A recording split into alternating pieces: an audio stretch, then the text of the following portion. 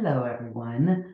My name is Ainsley Malone, and I am pleased to present this journal club on malnutrition assessment. I am a nutrition support dietitian, having just actually retired from Mount Carmel Health System earlier this summer at the end of June. So when I did this webinar back in early June, I was still employed. I am a clinical practice specialist with Aspen and involved with the clinical practice activities of the organization. I want to thank Stephanie Dobak for inviting me to participate in this journal club. I've been really excited to prepare for this. So this is what I will accomplish in my next half hour or so. I'd like to outline the association between malnutrition and outcomes in the ALS population. I will describe some of the challenges that you all face in using some of the current assessment tools to diagnose malnutrition in the patients that you care for with ALS. And then I'd like to spend a little bit of time talking about subjective global assessment, as well as the recently published, or within the last few years, the Global Leadership Initiative on Malnutrition, also known as GLIM, and specific details regarding those diagnostic approach and their use in the assessment process.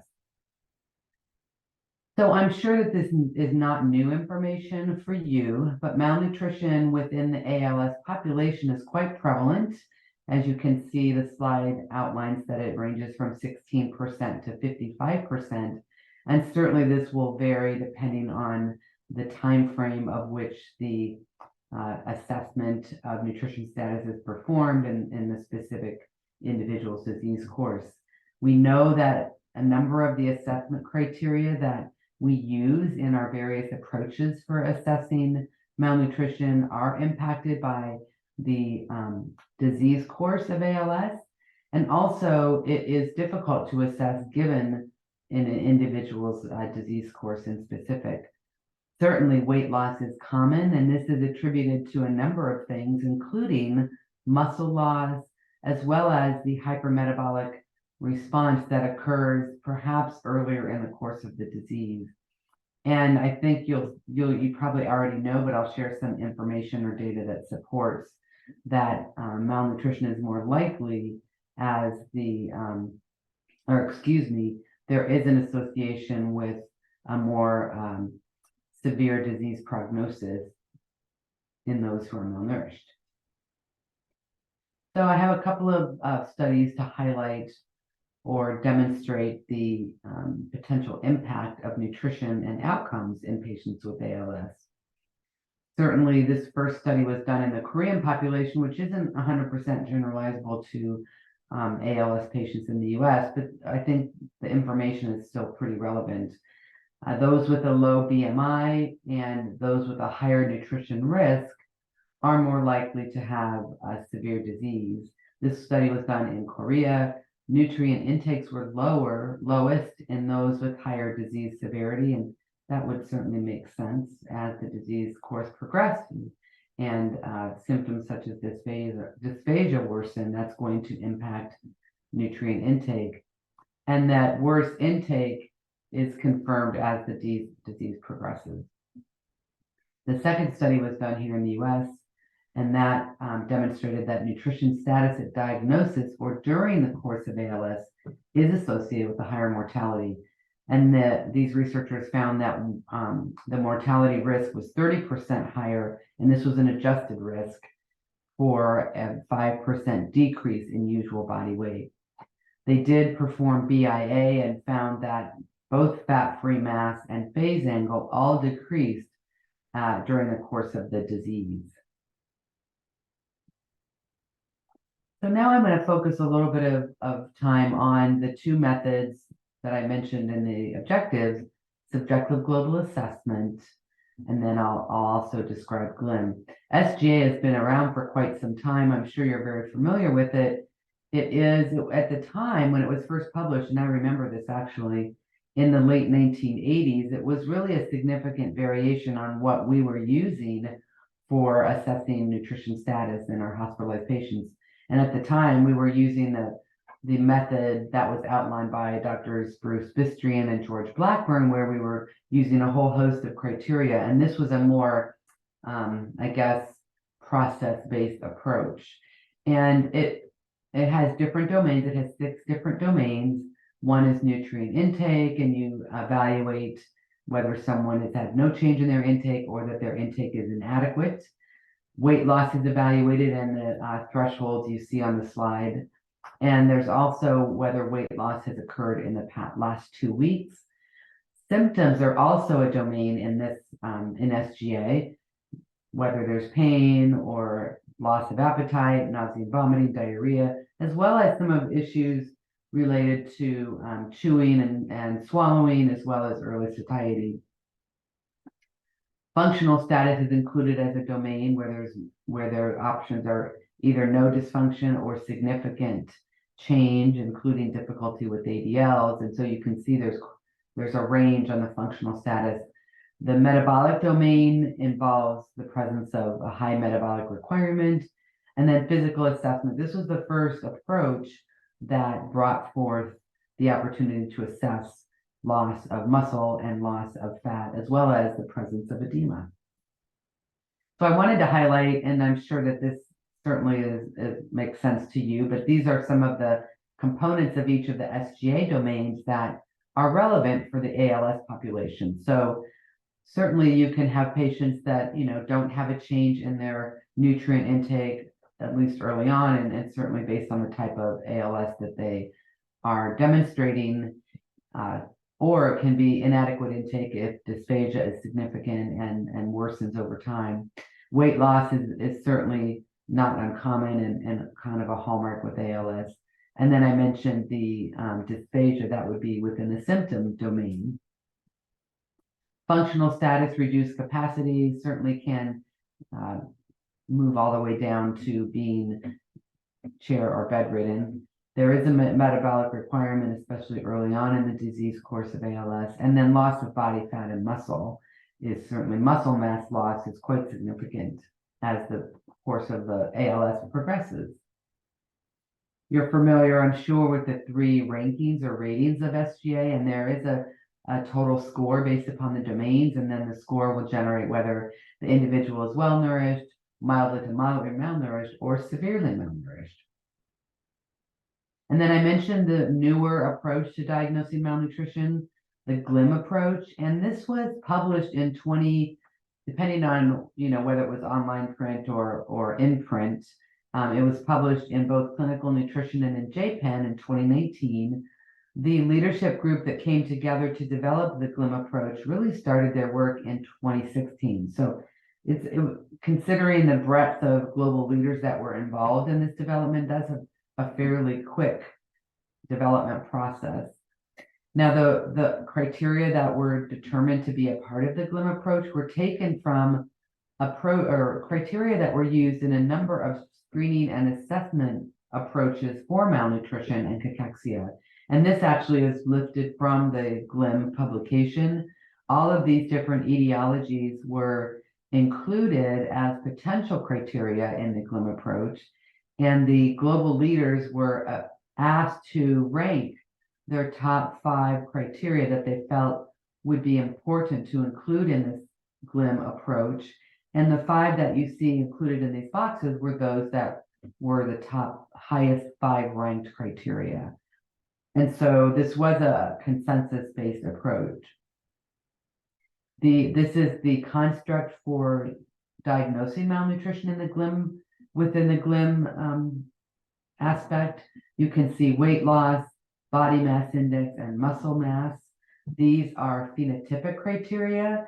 And then the 2 etiologic criteria are food intake or assimilation, and then inflammation. And to be diagnosed as being malnourished, you need to have 1 from each of the 2 components. So 1 phenotypic criteria and 1 etiologic criteria. You can't choose the 2 etiologic criteria and then diagnose malnutrition. It needs to include at least 1 from each of the 2 criteria categories.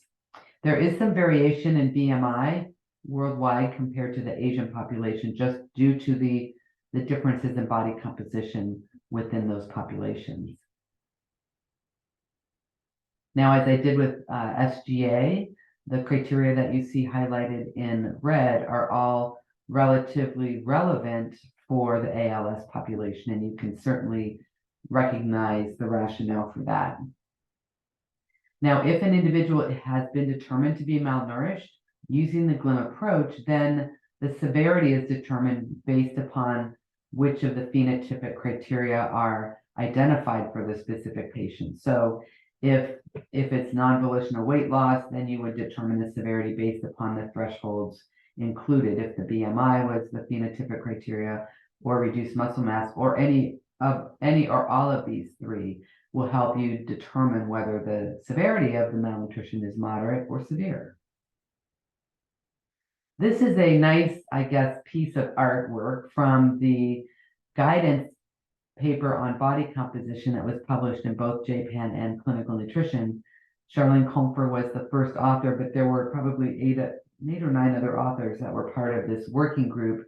And they provided this nice scheme on guidance for assessing muscle mass. And as you can see, there are a number of objective measurements. Certainly BIA fits into that category. DEXA assessment, assessing via CT scans or ultrasound. And if any of those are available, then that would be the first approach to assessing muscle loss. If they are not, then the next course would be to do an anthropometric evaluation, which would include calf circumference or mid-upper arm circumference or physical examination. And I think for those of us here in the United States that are using mostly the Academy Aspen approach or SGA, we would be performing a physical examination to assess muscle loss. But certainly, I think some of the newer approaches that are being investigated and developed by clinicians would allow us to have a more objective measurement of muscle loss, which in the ALS population, I think would be helpful, especially if we are assessing muscle loss over a period of time to see changes in this particular criteria as the disease progresses. And so I think this is just a nice picture to help us in our assessment of muscle mass. Now, as I mentioned before, some of the phenotypic and etiologic criteria are relevant for the ALS population. I'm going to go through it a little bit more. This is the reduced food intake or assimilation. And while it doesn't necessarily mean that some of these other issues won't be in place with the ALS individual, but dysphagia is probably the most common type of symptom that would lead to a reduction in food intake in those with ALS.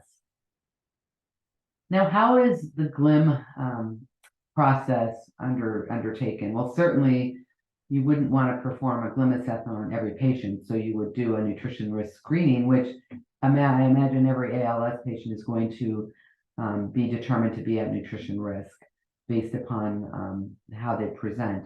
But once they are determined to be at risk, then you would perform your nutrition assessment and apply the GLIM diagnostic indicators. And then if they are determined to be malnourished according to GLIM, then you would determine the severity of that malnutrition.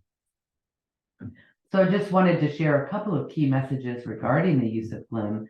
And I didn't mention this early on, but GLIM was really developed to create a global consensus on criteria that can be used for diagnosing malnutrition. And this was developed, I think, in part because there are a lot of parts in the parts of the world that don't have nutrition expertise and don't have trained nutrition professionals. And so having a little bit of a simpler approach to diagnosing malnutrition can be very useful so that we as a nutrition community can determine prevalence of malnutrition using the same approach. It does not exclude the use of other nutrition assessment tools to guide an individualized treatment program for our patients or a specific patient. And then, as I mentioned before, all of the criteria, both phenotypic and etiologic, were derived from commonly used criteria with our screening and nutrition assessment tools. I have a bit of data to share with you in regards to validation efforts for GLIM. This was a meta-analysis that was published in 2022, and the aim of these researchers were to assess the accuracy of the GLIM criteria for diagnosing malnutrition. They selected studies for the review or for the meta-analysis starting with January 1st, 2019 and then ending January 29th, 2022. They included 20 studies with over 10,000 patients. 44% were malnourished. They found when they assessed the sensitivity and the specificity that they were quite sensitive and quite specific. And when they evaluated a subgroup and analyzing with SGA as a reference standard, they actually found that the GLIM criteria had a better diagnostic value with a bit of a higher sensitivity and about the same specificity. And so the authors concluded that the GLIM criteria have a high diagnostic accuracy for distinguishing malnutrition in patients. And they did look at studies, they looked at a group of studies that were earlier versus later in their publication dates, and they found that the accuracy of the later studies was actually better than that in the earlier studies. And that would make sense. There was actually a publication to guide researchers in performing validation studies of GLIM. And so the later studies probably utilized some of that guidance, and therefore that could certainly explain the increased accuracy of the later studies. Here are some more recent single studies. These were all done in various populations, mostly hospital populations. One was conducted in a nursing home environment. You can see the variation of malnutrition prevalence from almost 42% to from 23% all the way up to almost 42%. The sensitivity and specificity was fairly high. You can see that outcome the GLIM approach was able to predict negative outcomes in many of the studies in which this validation work was conducted. And in the hospital study by Limker and Hemkick, the sensitivity wasn't that great, the specificity was relatively decent, but the agreement with PG-SGA was very low. And I'm wondering if that was because that's a patient-generated SGA, because when you look at the, well, that was actually the only study that looked at kappa, although the CHAR study did look at agreement, and that was quite high with the GLIM approach. So certainly there's a variety of different studies that have shown some potential validation work with GLIM. I think we're going to see more of that as time moves forward. I wanted to just share a little bit about a GLIM implementation survey that was conducted last year. There was a working group that created and disseminated a survey to help really identify if GLIM was being utilized or implemented, and then if so, or if not, what were some of the enablers and some of the barriers to implementing the GLIM approach. So this was a study conducted over a 3-month period. There were over 1,500 respondents from 82 countries. You can see the 3 top countries, or the 3 countries with the top respondents, more than 90. The United States actually had quite a bit of participation. I know it's hard to see the societies that respondents are members of, but the Academy of Nutrition and Dietetics, over 20% of respondents were from A&D. Aspen, 20%. Aspen, or the European Aspen equivalent, had over 20%. So there was a good representation from some of the major societies and organizations globally.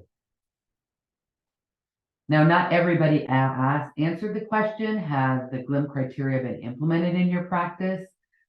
Only about 879 of the over 1,500 respondents answered this question, but 46% about answered either yes or in process to whether GLIM had been or is being implemented in their practice. Another question that was asked, if the individual said yes or that they were in process, was it being used alongside other comprehensive assessment instruments? And there were 363 responses for this question, and 3/4 of those respondents said yes. And of the different instruments that were included in the survey, it was about 1/3 SGA, 1/3 Academy Aspen, 1/3 Mini Nutrition Assessment, and 1/3. So really quite a few. I think you had the opportunity to ask, provide more than one answer, but it was, I guess, relatively the same across the board in terms of other instruments that were being used alongside GLIM. And I think that's really what GLIM was meant to be used in those settings where there are trained professionals, that it can be used in conjunction with other approaches. As far as which criteria are being utilized for GLIM, you certainly would understand that weight loss and reduced intake would be probably in a higher range of criteria that are being used with GLIM. Low body mass index is fairly high. I would say that that's probably lower because most of us in the United States aren't using body mass index. Inflammation was also lower in terms of its use, and then reduced muscle mass. Of note, only 333 respondents answered this question. So it may not be representative of all of those that are using GLIM or are implementing GLIM. And then as far as how what the methods were for obtaining the information for each of the various criteria, you can see I put in boxes what represents the highest method, or the most frequently utilized method, I should say. So weight loss, for example, interviewing with the patient or family, and then actually a weight or an objective measurement. Low BMI would be objectively measured. Reduced muscle mass was actually, physical examination was ranked the highest in terms of how that information was obtained. And then reduced food intake or assimilation, patient interview, and inflammation was from the medical record. So I think this certainly makes sense in terms of how we know we obtain the data that we use for our assessments. So I thought it would be helpful to apply a patient case using the GLIM approach. And I do not work with ALS patients, so I apologize that I have not included an ALS patient in this case study. This was a gentleman that came to our hospital a couple of months ago. He was 67 years old, admitted with rectal bleeding, weight loss, and anemia. His past medical history wasn't too significant in terms of comorbid conditions, other than hypertensive and having prediabetes. He underwent a colonoscopy where it was determined that he had a near obstructing mass in the sigmoid colon, with a preliminary diagnosis of adenocia of his colon.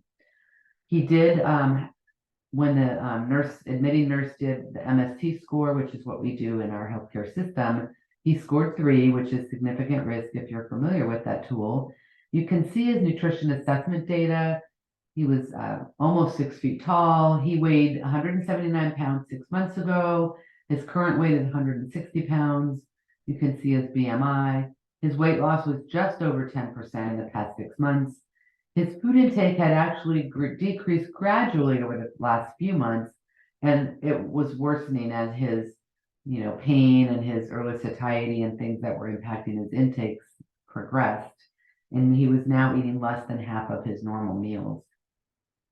When his nutrition-focused physical exam was performed, he did demonstrate moderate loss of muscle mass in his temporalis region, his clavicular region, his deltoids, the patellar area, gastrocnemius as well. He did demonstrate moderate loss of fat in his orbital and buccal regions. And I just wanted to point out that, his clinical parameters were suggestive of some inflammatory response. So you can see a relatively low albumin, prealbumin was a little low, and the C-reactive protein was elevated. So in using the GLIM or applying his specific criteria to the GLIM construct, you can see his weight loss. He was greater than 5% within the past 6 months. He did not have a reduced body mass index. His muscle mass was reduced. His food intake or assimilation was significant. It was less than 50% of what his estimated requirements were. And he did show some evidence of inflammation, which was likely, chronic disease related, because his disease was not an acute disease process. Now, looking at, he did meet the criteria for malnutrition based upon both phenotypic. He had reduced muscle loss, he had non-volitional weight loss, and based upon his severity, his weight loss exceeded 10% in that 6-month period of time. His muscle loss was not severe, it was more mild to moderate, but because his weight loss was at that severe or stage 2 level, he was diagnosed with severe protein calorie malnutrition. We started parenteral nutrition, and that was continued through the perioperative period until he was eating adequately. So I think this is a fairly simple application of the GLIM construct for this particular patient. So just to summarize some of my key points from today, malnutrition in ALS certainly is not as simple as other disease entities. Clearly, patients have challenges with eating, they experience weight loss. Some of that's due to muscle mass loss, some of it's due to just not eating adequate amounts of nutrients. Frequently used assessment criteria can be confounded by the course of the disease. GLIM and SGA offer two approaches for assessing for malnutrition. GLIM offers a simple construct with varied options for assessing muscle mass, and I think the ability to more objectively measure muscle mass will really continue to develop in the years ahead. I truly believe that could certainly have some potential in the ALS population to be more objective than physical exam. GLIM implementation is increasing, and as I'm sure you say this all the time, much research is needed in all areas of ALS and nutrition, but specifically to identify novel approaches for diagnosing malnutrition in the ALS patient population. So now I'd like to move on to the journal review. This was an article published in Clinical Nutrition, which is the flagship journal for ESPN. This title was Malnutrition at Diagnosis in ALS and Its Influence on Survival using the GLIM criteria. So just kind of going through the various parts of the paper, there was a nice introduction in which ALS was described very nicely, the types of ALS, the prevalence of malnutrition in the ALS population, the recognition that many patients who have ALS do develop malnutrition, and that malnutrition at diagnosis or during the disease course is related to survival. So the aims of the authors' aims of the study, as they cited, were to assess the nutrition status at nutrition support initiation in the patient with ALS and evaluate the influence of initial nutrition status on the evolution of the disease and survival. This was an observational cohort study. This was done in all patients with an ALS diagnosis who were referred to clinics within 7 hospitals in Spain. Informed consent was obtained, and all the researchers obtained approval through their research committees, or the equivalent of their IRBs. Their planned analysis of data included prevalence of nutrition status, and they also plan to do both univariate and multivariate analysis, specifically for evolution of the disease and the effect of nutrition support on outcome. There were a number of variables that these researchers assessed. They assessed the disease characteristics. They also assessed the standard normal anthropometrics, including weight, height, BMI, percentage of weight loss, things that are classically important in nutrition assessment. They utilized both SGA and GLIM for their nutrition assessment methodologies. They did not assess muscle mass in all patients. They were not able to complete muscle mass assessment in all of the patients. In some individuals, they assessed body composition using BIA, which certainly is more of an objective measurement of muscle loss or muscle mass. The results highlight that there were 98 patients included in the study. Interestingly, the hospitals varied from having 1 patient in this study up to as high as 42 patients. They confirmed ALS in 93 patients. 5 others were excluded because they were not specifically diagnosed with ALS. A little over 50, almost 53% had a spinal onset of ALS, and 47% had the bulbar onset. You can see the anthropometrics. The mean BMI was 24.4. Weight loss was pretty significant at about 9.3% of weight loss in the individuals. You can see it ranged from 2.7% upwards of 17.6, which is very high in terms of percentage of weight loss. The study period, or the time at which the patients were followed over a 9-month period, anywhere from 6 to 12 months. From the nutrition status perspective, SGA was performed in 72% of the individuals that were assessed with SGA were determined to be malnourished. You can see 43 out of these numbers were, I didn't put the total numbers on the slide, I apologize, but 43 patients were determined to be mildly or moderately malnourished, and 23% were determined to be severely malnourished. So more of them more moderately, mild to moderately than severe. From the GLIM perspective, there was more severe malnutrition in the GLIM, using the GLIM approach. 30 of the 45 patients determined to be malnourished were severe, and then moderate was 15. And then overall, 50% of all the patients evaluated through GLIM were determined to be malnourished. When they evaluated the kappa score or the agreement, they found that there was no agreement. It was very minimal in terms of between SGA and GLIM, and it didn't really vary that much whether it was spinal or bulbar onset. Out of the 95 and 93 patients that were included, they were only able to obtain body composition evaluation in 31, and that's like not quite a third. And you can see the fat-free mass index was different for men and women, as you would expect. 5 of these 31 patients met the GLIM criteria in terms of reduced muscle mass. From the data analysis perspective, they did see in those with a higher nutrition status, those patients, they did a Kaplan-Meier curve, and this is in the actual publication. Those with a higher nutrition status by SGA had a longer survival time, which would make sense. That less, better nourished, going to live a little bit longer.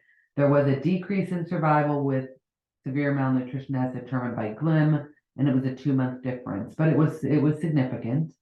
When they performed multivariate analysis, they found that the risk of mortality was almost 5 times higher in those with malnutrition from SGA, and that was over a 15-month period. And the risk of mortality was almost 2 times as high, but this did not reach statistical significance. And this was, again, over 15 months. And they did adjust, as I mentioned, the multivariate analysis, they did adjust for age, sex, type of ALS, and onset of ALS. So these are some things that I think are important for the discussion component of this article review. The nutritional deterioration was, though, in those individuals that had significant deterioration that was seen at the first visit, that was associated with a negative influence on survival, so more likely to have a negative outcome. It was not observed equally between SGA and GLIM, except with the severe GLIM, and that may have been, we saw that there wasn't a significant agreement between the two in terms of the kappa score. They did see an overall reduced prevalence of malnutrition with GLIM versus SGA, and that figure is in your paper as well. There was much less moderate malnutrition with GLIM compared to SGA. It was fairly equal with severe. And I think that if there had been the ability to perform more objective measures of muscle loss in more of the patients included in the study, there might have been a higher moderate malnutrition prevalence with GLIM. I think some of the limitations are that there was really a lack of muscle assessment within the GLIM, within the overall study population. It was that now they did do a prospective evaluation with SGA, but they didn't do it with GLIM. They did the retrospective evaluation. They took the data that they had, and then they applied the GLIM approach to it, and that is not one of the recommended guidance suggestions for validating GLIM. So that could certainly have made an impact on how GLIM was assessed. And then the other thing that is likely common in some of the early studies trying to validate GLIM, as they didn't really tell us what criteria were actually observed for the GLIM malnutrition diagnosis. And I think, did they assess all 5 criteria? Did they look at 2, were they cherry picking just a few? So these are some of the key, I think, limitations of the study. There was, certainly the predictive validity of both SGA and GLIM, shows us that severe malnutrition with GLIM and any malnutrition with SGA is going to impact survival. The numbers were certainly small on the GLIM malnutrition with a severe malnutrition. The numbers are small, so we wouldn't really necessarily see statistical significance. But I think this is a nice study showing or confirming rather, that malnutrition in ALS is associated with reduced survival, and it certainly corroborates what has been seen in other studies. So to conclude, from the article perspective, patients with ALS are often malnourished at diagnosis. They have, I think, the most frequent symptom is moderate to severe weight loss. Those with better nutrition status in terms of SGA at diagnosis have a longer survival time. Severe malnourished individuals by GLIM had a lower survival, and that malnutrition as measured by SGA, whether it's moderate or severe, is an independent risk factor for mortality. So I hope that you found the article informative, as well as the information that I shared. And I really want to thank you for participating in this journal club review, and appreciate your time. Thank you so much.